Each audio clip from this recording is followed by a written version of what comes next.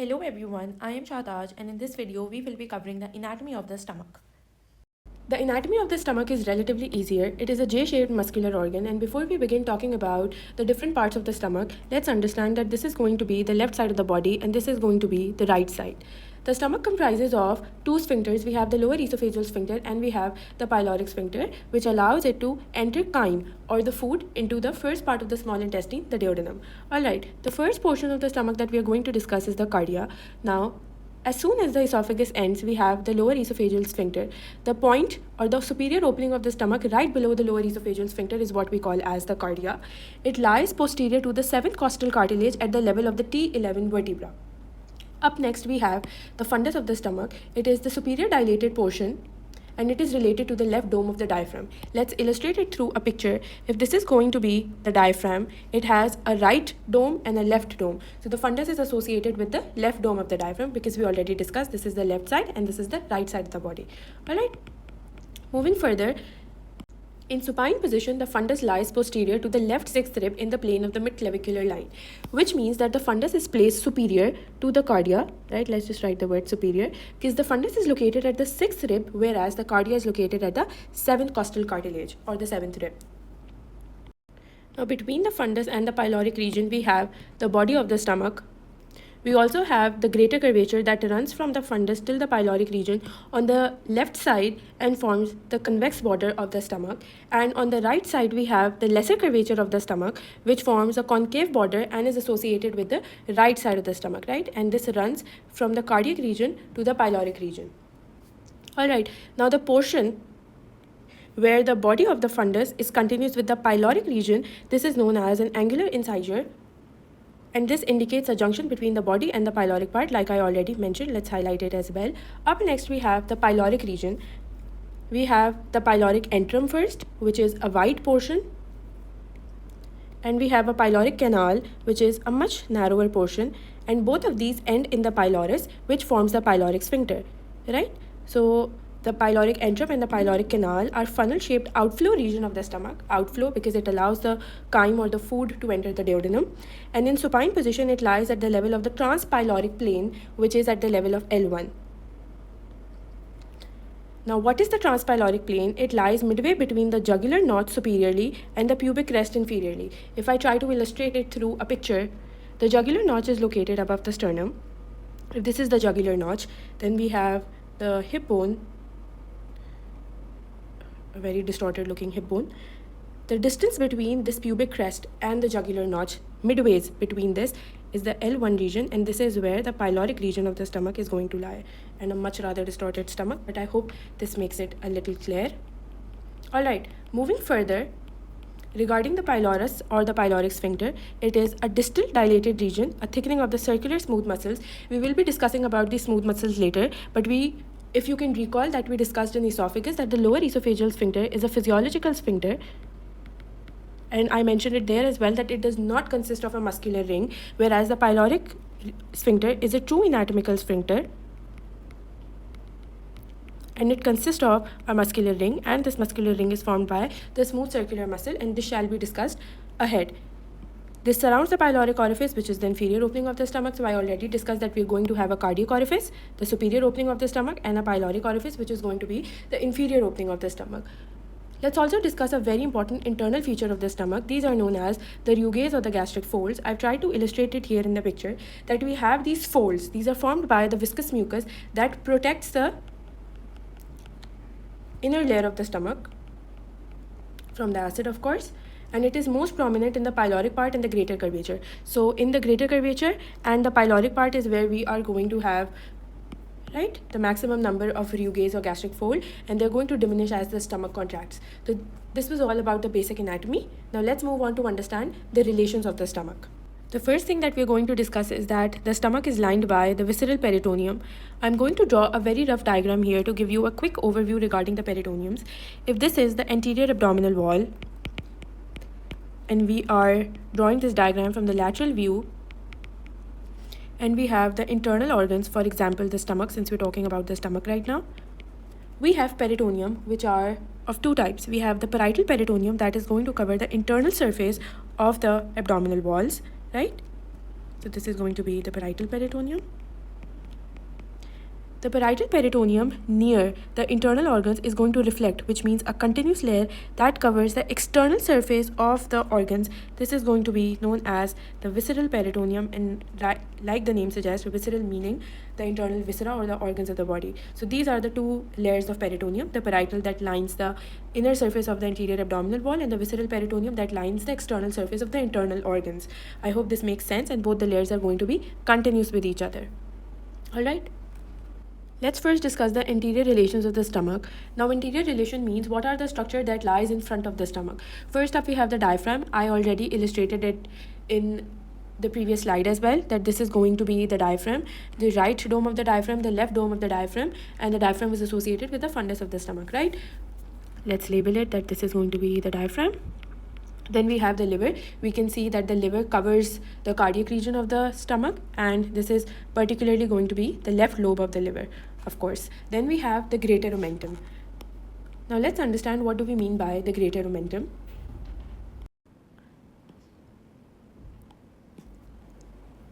So the greater omentum is actually a 4-layer peritoneal fold that extends from the greater curvature of the stomach and the proximal duodenum downwards to cover the intestine.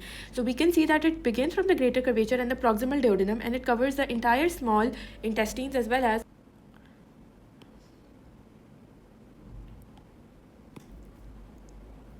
So the greater omentum is actually a 4-layer peritoneal fold that extends from the greater curvature of the stomach and the proximal duodenum downwards to cover the intestine. So we can see that it begins from the greater curvature and the proximal duodenum, and it covers the entire small intestines as well as the posteriorly we have the bed of stomach, which means that the structures that lie at the back of the stomach or posterior to the stomach. From superior to inferior manner, we have the left dome of the diaphragm. Now this left dome of the diaphragm is also going to extend at the back of the stomach, if that makes sense. So the left dome of the diaphragm, the spleen, we can see that the spleen is located posterior to the stomach. We are also going to have the left kidney and the left adrenal gland. The kidney is going to be right below the spleen. So the left kidney and the left adrenal gland, right? All of them are going to be present behind the stomach. We are also going to have the splenic artery. In the next slide, we will discuss the position of the splenic artery, but just to remember it, the pancreas, I drew the pancreas in a dotted line, and it extends from the proximal duodenum, the head of the pancreas, and then it extends towards the spleen and gets embedded in the hilum of the spleen, so the pancreas, and then the transverse mesocolon. Now mesocolon is actually a fatty layer that covers the transverse colon, so transverse mesocolon. And then we have the inferior relations of the stomach, and inferiorly we have the transverse colon. I've made the transverse colon here. So inferior to the stomach, we have the transverse colon, which is a portion of the large intestine. Since we discussed the greater omentum, let's also talk about the lesser omentum. The lesser omentum is formed by the hepatogastric ligament and the hepatoduodenal ligament. Now, hepatogastric ligament connects the lesser curvature of the stomach with the liver, and it consists of the right and the left gastric arteries. We will be discussing the position of these arteries in the next slide. And then we have the hepatoduodenal ligament, which connects the first part of the duodenum to the liver. We can see here in the picture that it is connecting the duodenum with the liver, and the hepatogastric is connecting the liver with the lesser curvature of the stomach. Now this hepatoduodenal ligament consists of the portal triad, and the portal triad itself consists of the hepatic artery, the portal vein, and the bile duct. Now these two ligaments together form the lesser omentum. Unlike greater omentum, which was 4 layers of the peritoneum, the lesser omentum is 2 peritoneal folds. Now that's all regarding the structural anatomy of the stomach. Let's proceed to discussing the arterial supply of the stomach. I've tried to make it as easy as I could. I've drew a flowchart, and then while we understand this flowchart, I'm going to label the diagram as well. The abdominal aorta gives off the celiac trunk at the aortic hiatus, which is located at the T12 vertebral level. Alright, we are going to label it in the picture. This is going to be the celiac trunk. And the celiac trunk then gives off 3 major branches: the left gastric artery, the common hepatic artery, and the splenic artery. Let's label these 3 and then understand each major artery in detail. This is going to be the left gastric artery. Then we have the splenic artery. And this is going to be the common hepatic artery. So celiac trunk dividing into 3 major branches: the left gastric, the splenic artery, and the common hepatic artery. Alright? Let's first discuss the left gastric artery and its branches. The left gastric artery runs along the lesser curvature in its upper part. We can see here in the picture as well, let's highlight it, that this is the left gastric artery which is running along the upper part of the lesser curvature of the stomach. And it gives off three major branches. It gives off the esophageal branch, the gastric branch, and the accessory hepatic artery. This is going to be the esophageal branch. We can see here that it is supplying the esophagus. Then we have the gastric branches that of course are going to supply the stomach. And then we have the accessory hepatic artery. And this is the anatomical variant. Now, what does the term anatomical variant mean? It means that it varies in different humans. May be present in some, may be absent in some, right? The left gastric artery running along the upper part of the lesser curvature of the stomach, giving off the esophageal branches, the gastric branches, and the accessory hepatic artery supplying the liver. Now let's discuss the splenic artery. The splenic artery is the largest branch of the celiac trunk, and it passes posterior to the stomach. We can see here in the picture as well that the splenic artery, the dotted line indicates anything that is posterior to the stomach. The splenic artery passes posterior to the stomach and gives off multiple branches. Let's talk about the short gastric artery first, which is supplying the fundus of the stomach. These are going to be the short gastric arteries. We've already understood the anatomy, and this is the fundus area of the stomach, right? Up next, we have the left gastric epiploic artery, also known as the gastro-omental artery, which runs along the greater curvature of the stomach in its upper part, right? We already know that this is the greater curvature of the stomach, and in the upper part of the greater curvature, we have the left gastro-epiploic artery, also known as the gastro-omental artery, all right?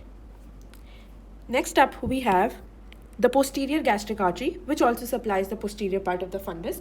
This is the posterior gastric artery.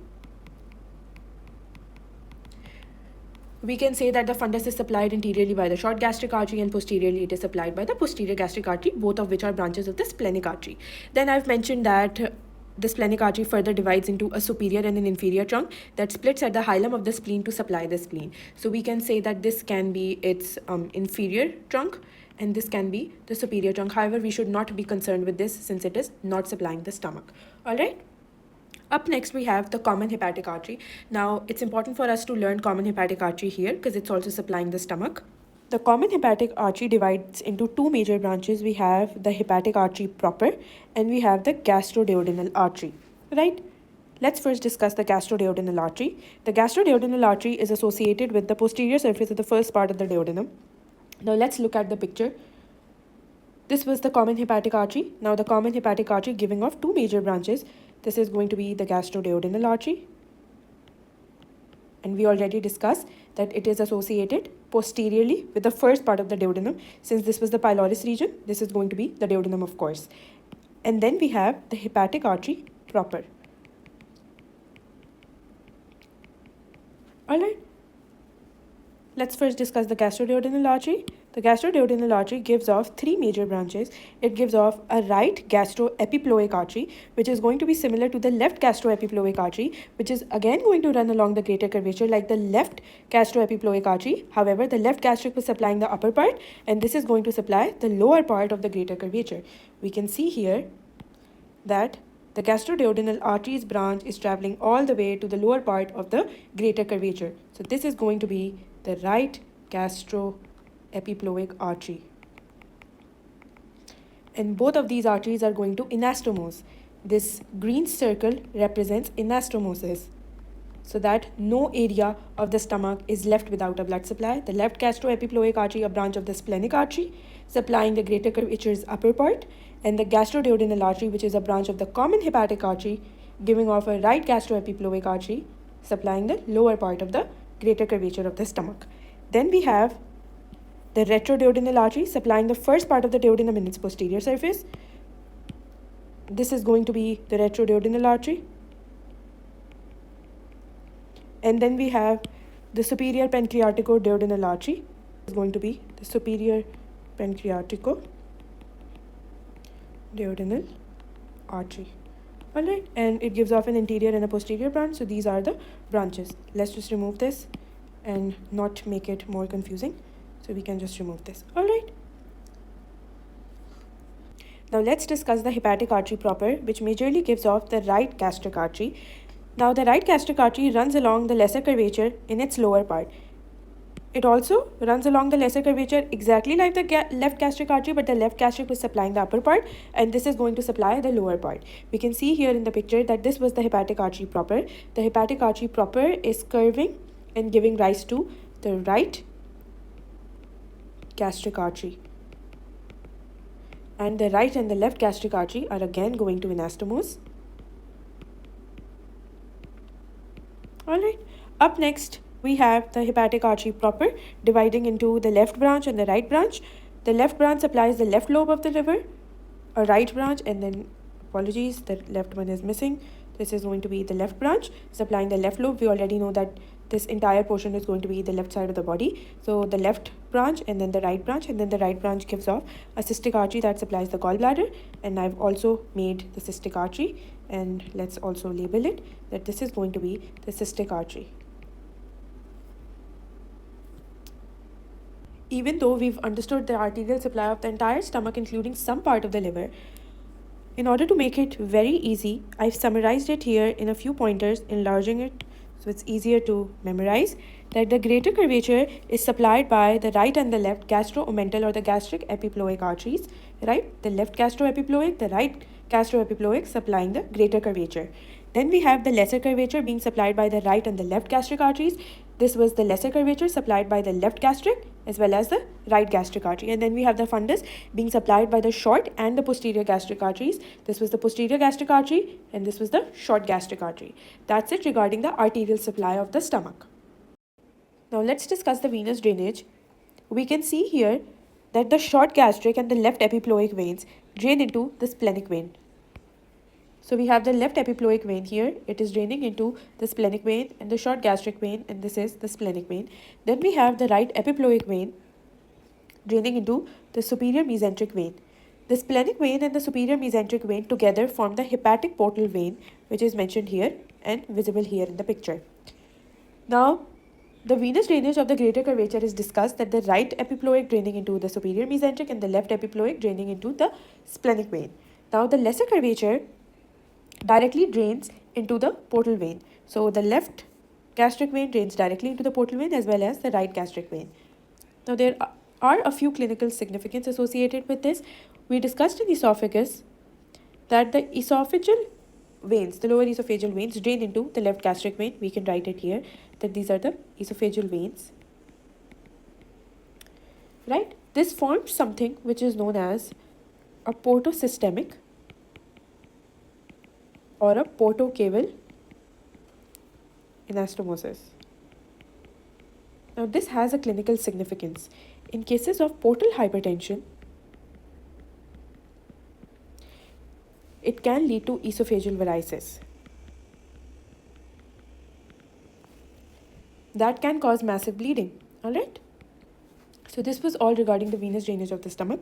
We will now be discussing the lymphatic supply. I have already mentioned the names of the lymph nodes. However, in order to make things a little easier, let's first divide the stomach into two portions to understand the lymphatic drainage. We can divide it into an upper 2/3 and a lower 1/3. First up, we have the gastric lymph nodes. Now these are present along the lesser curvature of the stomach and run along the left gastric and the right gastric artery, and these are responsible for draining the upper 2/3 of the stomach. Up next, we have the pancreatosplenic nodes, and these are responsible for draining some part of the fundus of the stomach. Now, these are going to be present along the posterior gastric artery between the spleen and the pancreas. Then we have the pyloric nodes. Now, the pyloric nodes are going to be present near the pyloric region, and they drain the lower 1/3 of the stomach near the lesser curvature. And then we have the pancreatoduodenal nodes. Like the name suggests, they are going to be present near the pancreas and the duodenum, and these are responsible for draining the lower 1/3 again, however, near the greater curvature.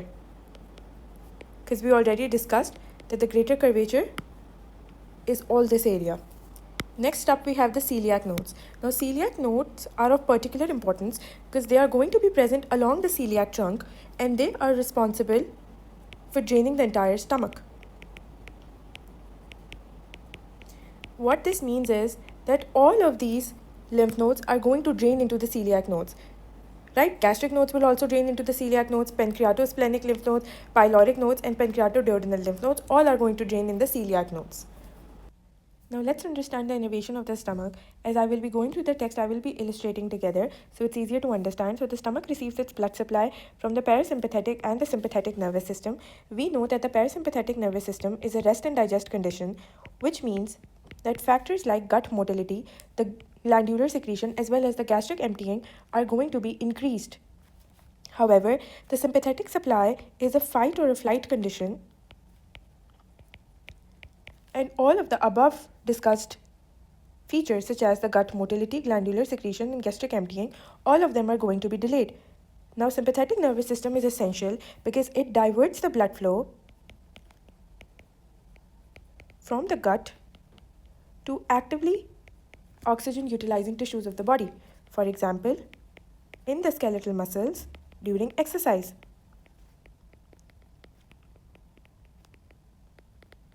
Let's first understand the parasympathetic nerve supply, which comes from the vagus nerves. So what happens is that first the left vagus nerve passes through the esophageal hiatus. So this is the left vagus nerve.